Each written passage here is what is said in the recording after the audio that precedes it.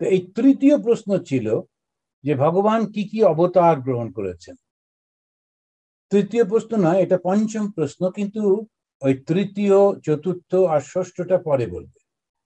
এখন এই পঞ্চম প্রশ্নে বলছে তিনি কি কি অবতার গ্রহণ করেছেন। তার উত্তরে উনি বলছেন যে জগৃহে পৌরসম রূপম ভগবান মহদাদিভিঃ সম্ভূতম ষোড়শ কলম আদৌ লোক সৃজক্ষয়া লোক সৃজক্ষয়া। এই যে লোকের সৃষ্টির জন্য, শ্রী দন্তস্বয় হস্যই, শ্রী শ্রীশক্ষয়া, দন্তস্বয় রি দন্তস্বয় শ্রীশক্ষয়া। এখন সৃষ্টি করছেন কিভাবে? তিনি লোক সৃষ্টি করলেন কেন? ভোগ করবেন বলে। এখন ভগবান তিনি জীব সৃষ্টির ইচ্ছায়, তিনি সৃষ্টি করবেন এই ইচ্ছাতে প্রথমেই মহদাদি তত্ত্ব সৃষ্টি করবেন।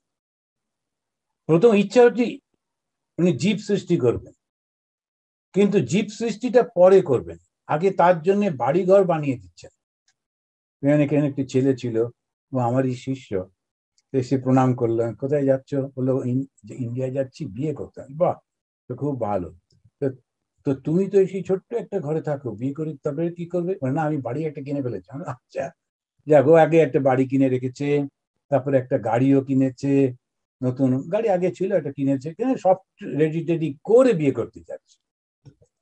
এখন ঠিক তেমনি যারা বুদ্ধিমান তাই করে। এখন সৃজিকসায়া, তিনি যখন সৃষ্টি ইচ্ছা করলেন তখন কি করলেন? প্রথমে মহৎ তত্ত্বগুলো সৃষ্টি করে দিলেন। এখন যে জীবটা আসবে, ও থাকবে কোথায়, করবেটা কি, খাবে কি, কেমন করে বাঁচবে, ভগবান কিন্তু সৃষ্টির আগে ওগুলো সব ঠিকঠাক করে দিচ্ছেন। সেজন্যই উনি বললেন জগৃহে। জগৃহে মানে নিজের ইচ্ছা, কেউ ওনাকে বলেনি সব করতে, মনে হলো তাই করছেন। পৌরুষম রূপম ভগবান, পুরুষ রূপ ধারণ করলেন। এই পুরুষ রূপটা মানে কি? প্রত্যেকের হৃদয়ের মধ্যে যে চৈতন্য পুরে নিবসতি ইতি পুরুষ, পুরের মধ্যে ভেতরেতে থাকেন বলে ওই পুরুষ। আসলে এই মেল ফিমেল এর একটা নয়, অন্তরের মধ্যে তিনি থাকেন বলে তিনি মহদাদি তত্ত্ব সৃষ্টি করলেন। আর কি করলেন? ষোড়শ কলাম আদৌ, আদৌ সৃষ্টির শুরুতেই এগুলো করে দিচ্ছেন। এই তিনি সূক্ষ্ম সূক্ষ্ম মহৎ তত্ত্ব, অহংকার ও পঞ্চ তন্মাত্র, এগুলো আপনারা মোটামুটি জানেন অনেকদিন ধরে যারা বেদান্ত পড়ছেন। মহৎ তত্ত্ব হলো, অহংকার তত্ত্ব হলো, আর পঞ্চ তন্মাত্র সৃষ্টি করলেন। তন্মাত্র মানে কি? হবার আগে যে সূক্ষ্ম ভাবটা, হবার আগে যে সূক্ষ্ম ভাবটা। একটা খুব সুন্দর কবিতার মধ্যে একটা শিশু তার মাকে জিজ্ঞেস করছে, মা তুই আমাকে কোথায় পেলি, আমাকে কি কুড়িয়ে পেলি? তখন মা বলছেন, না, ইচ্ছা হয়ে তুমি আমার মনের মধ্যে ছিলে। এই সন্তান পাবার ইচ্ছাটা মায়ের মধ্যে ছিল, তারপরে সেই সন্তানটা সৃষ্টি হলো।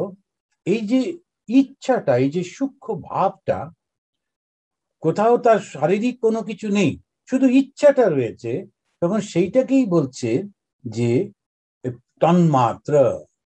এই তন্মাত্রটা খুব স্ট্রং ব্যাপার, খুব সূক্ষ্ম হয়ে ওটা থাকে। কি কি তন্মাত্র? পাঁচটা। ক্ষিতি, অপ, তেজ, মরুত, ব্যোম। ক্ষিতি মানে মাটি, অপ, তারপরে এরকম ভাবে আপনারা জানেন আমাদের প্রত্যেকটা আরতির সময় এই পাঁচটা জিনিস ব্যবহার করে, ওই পঞ্চতন্মাত্র। কিন্তু পঞ্চতন্মাত্র সেটা হচ্ছে হবার আগের অবস্থা। এবারে 10 ইন্দ্রিয়, একটা মন, আর 5টা মহাভূত। মহাভূত মানে ওইগুলোই পঞ্চমহাভূত। তো এই যে ক্ষিতি, অপ, তেজ, মরুত, ব্যোম, এটা মহাভূত। এইটা দিয়ে ষোড়শ কলা, 16টা কলা হলো।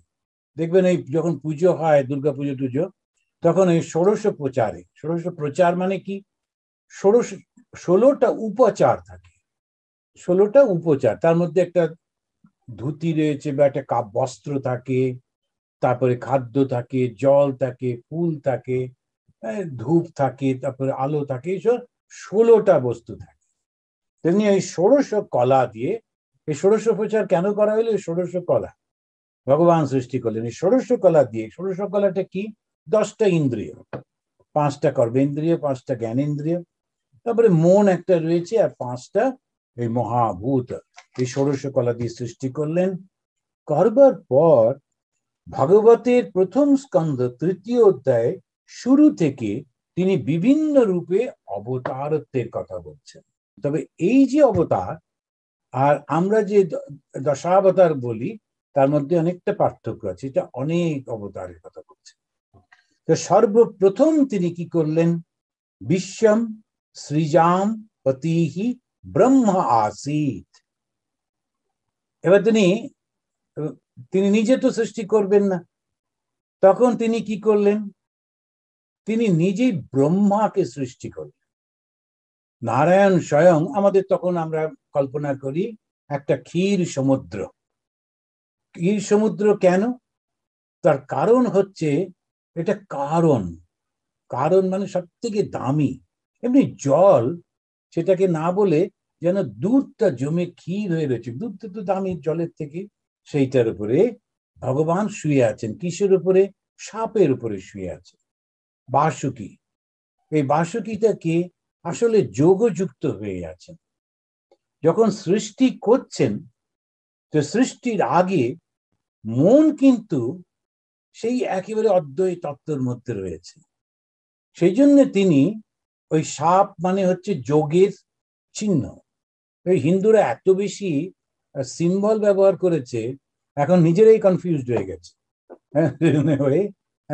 শিবের গলায় সাপ, যে বেচারি সিনেমাতে পাঠ করে তার গলায় একটা ঝুলিয়ে দেয়, আর সে সারাক্ষণ খুবই বিরক্ত হয়ে থাকে, ভয়ে ভয়ে থাকে। সাপের কোনো সম্পর্ক নেই। সাপটা হচ্ছে চিহ্ন। দেখেছেন রামকৃষ্ণ মিশনের চিহ্নতে একটা বড় সাপ আছে, তাই বলে কি রামকৃষ্ণ মিশন কোথাও সাপ পুজো করে? কেননা ওটা হচ্ছে, সাপটা হচ্ছে চিহ্ন। হিন্দুদের এইগুলো একটু বুঝতে হবে। ওই সাপটা হচ্ছে যোগের চিহ্ন। কেন? ওই যে ঠাকুর বলছেন, যখন সেই শক্তিটা উঠতে থাকে, তখন সাপের মতো এঁকে বেঁকে ওঠে বলে সাপ, ওই যোগ।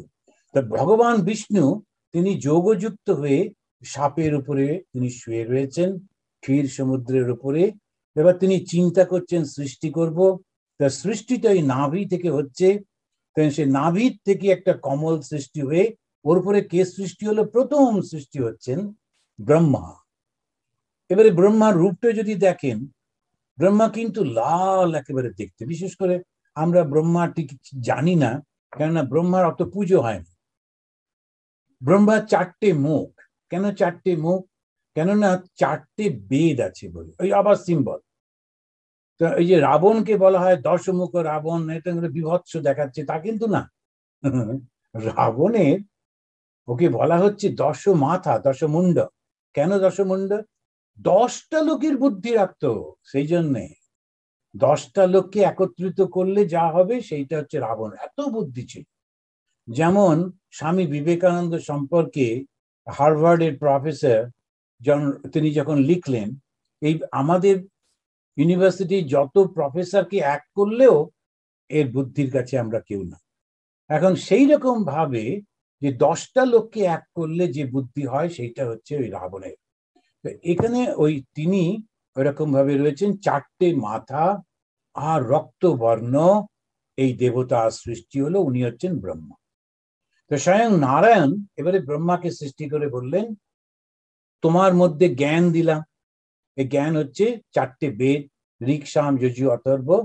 তুমি সৃষ্টি কর।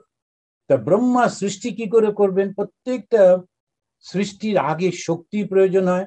ব্রহ্মার শক্তিকে সরস্বতী।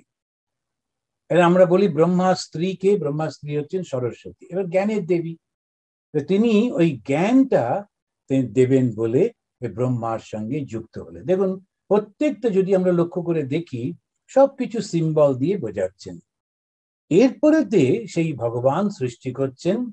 তো তিনি প্রথমেই সৃষ্টি করলেন 4জন ব্রাহ্মণ কুমারকে। তারা হচ্ছে সনক, সনাতন, সনন্দন আর সনত কুমার। আজকে এই পর্যন্ত রাখুক, আবার আমরা পরে এটা নিয়ে আলোচনা করব। তা ভগবান বিভিন্ন রূপ ধারণ করছেন। তার ইচ্ছাতে এবং লীলা করবেন বলে। আপনারা সবাই খুব ভালো থাকুন। দুর্গাপুজো আসছে, পুজোতে মায়ের কৃপা, সেই শক্তি কৃপা যেন আপনাদের উপরে থাকে, সুস্থ এবং আনন্দে, এইটাই প্রার্থনা করি। আসুন সবাই মিলে শান্তি 3 বার উচ্চারণ করি। ওম শান্তি হরি ওম।